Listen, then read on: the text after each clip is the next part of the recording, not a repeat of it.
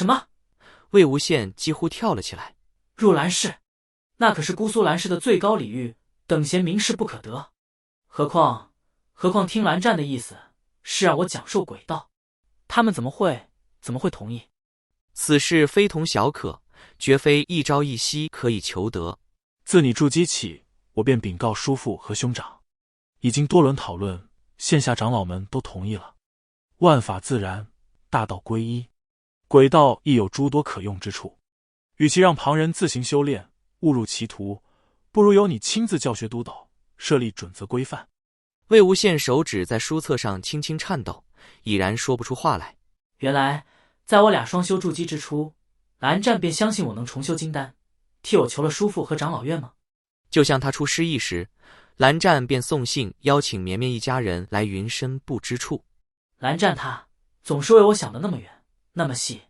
满含倾慕与欣赏，蓝忘机正色道：魏婴，你乃鬼道一代宗师，由你来传授鬼道，再合适不过。蓝忘机轻轻握住魏无羡的下颚，帮上在正愣中的他转过脸，专注地直视着他的眼睛，清静又恳切。魏婴，你一身长才，不必掩藏。这句话兄长也说过，原来兄长他是在转述蓝湛的话吗？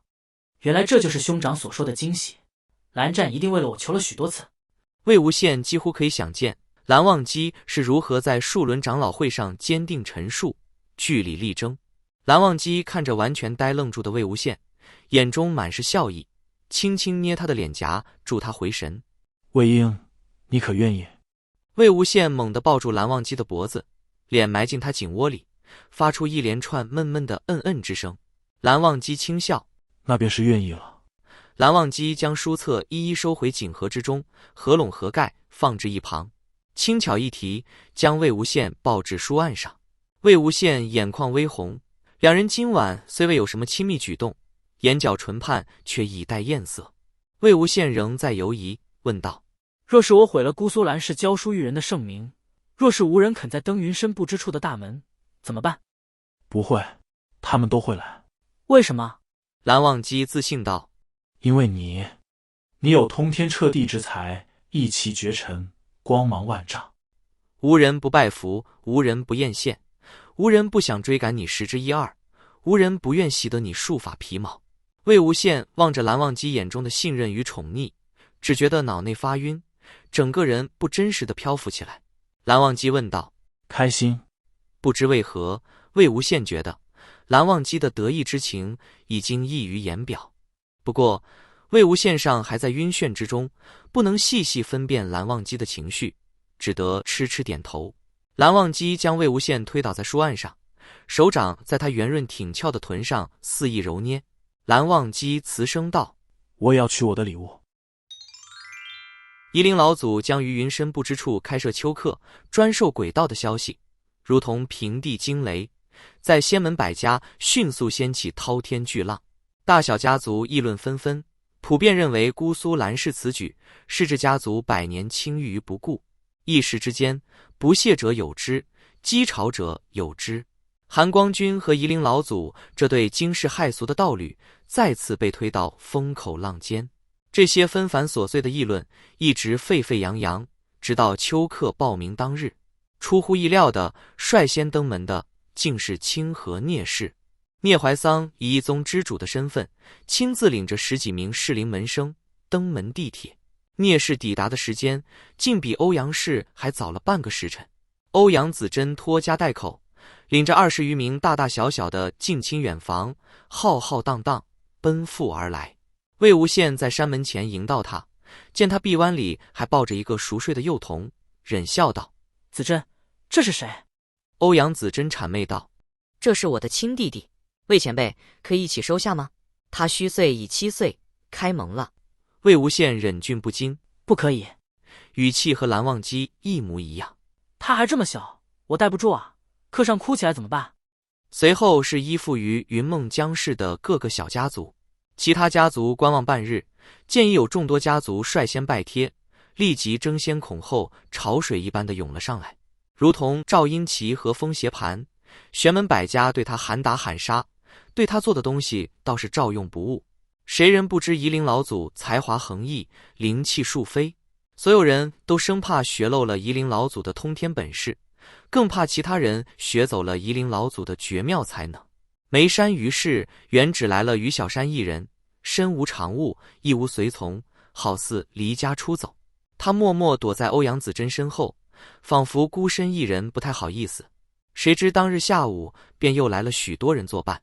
待到人声鼎沸的第一日过去，第二日清晨，云梦江氏的人到了，只有6人，但俱是江氏少年一辈中的佼佼者，被称为莲花坞6子的栋梁之才，亦是与魏无羡最为熟稔的6位小朋友。被江城强压着不许出头的兰陵金氏，最后一个姗姗来迟。年轻的金宗主腰佩碎华，背负长剑，一脸不满道：我不是非得听舅舅的话，我是自愿最后一个到，给你做压轴的。是夜，韩光君把微微喘息、浑身光裸的人拥入怀中，细细轻抚他背上的薄汗。流言蜚语轮番而至，一波未平，一波又起。他不愿他回回都疲于应对，为累及自己而郁郁，亦不愿他全然不顾，只道：是非在己，毁誉由人。魏无羡自以为心若磐石，蓝忘机却怜他人非草木。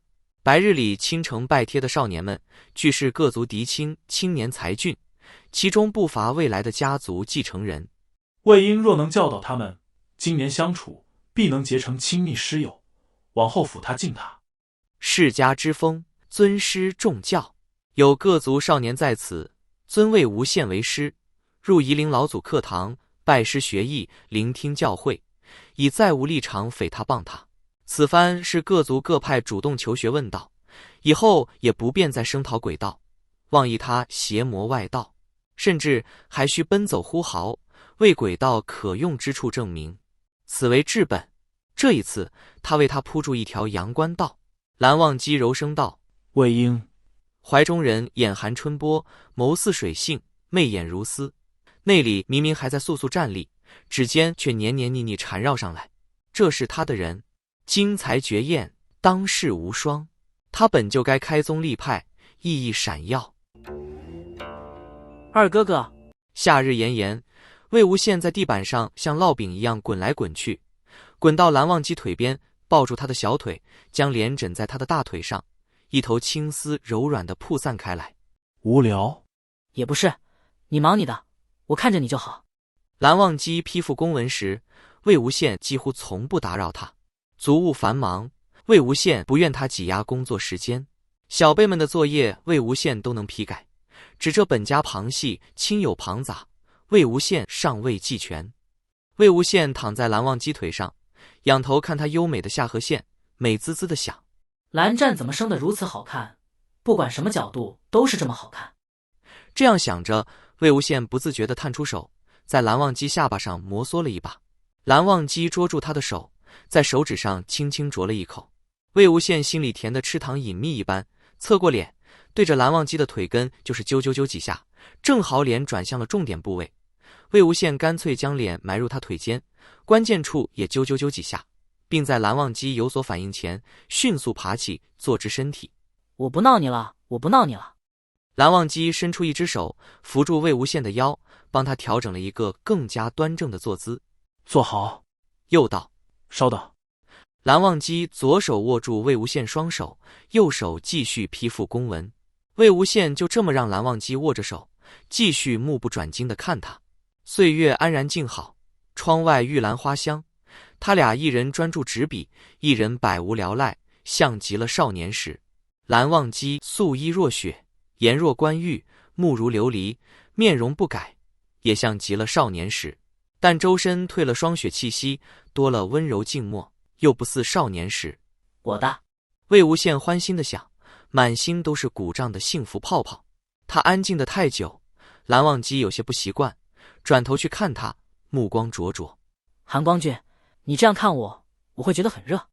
蓝忘机轻轻松开握着魏无羡的那只手，抽掉魏无羡的腰带，剥落他随意披着的外衫，拨开他的前襟，露出形状姣好的锁骨。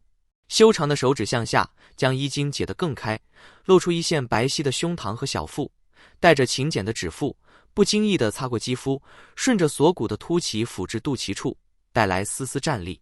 蓝忘机问道：“可好些？”“怎么可能会好些？分明更热了。”蓝忘机道：“等我。”复又握住魏无羡双手，悄悄加快了批复的速度。很快，蓝忘机批完了全部公文。久等了。蓝忘机起身，将魏无羡打横抱起，放到大床上，栖身压上。蓝忘机轻轻浅浅吻了一下，低声道：“想要？”“没有没有没有。”“本来没有的。”魏无羡只是顺应本心，随便发个花痴，不是故意的。“不想要？”“想，好想好想。”魏无羡抬起腿，牢牢盘在蓝忘机背后，将他压向自己。“二哥哥，你想不想？”“想。”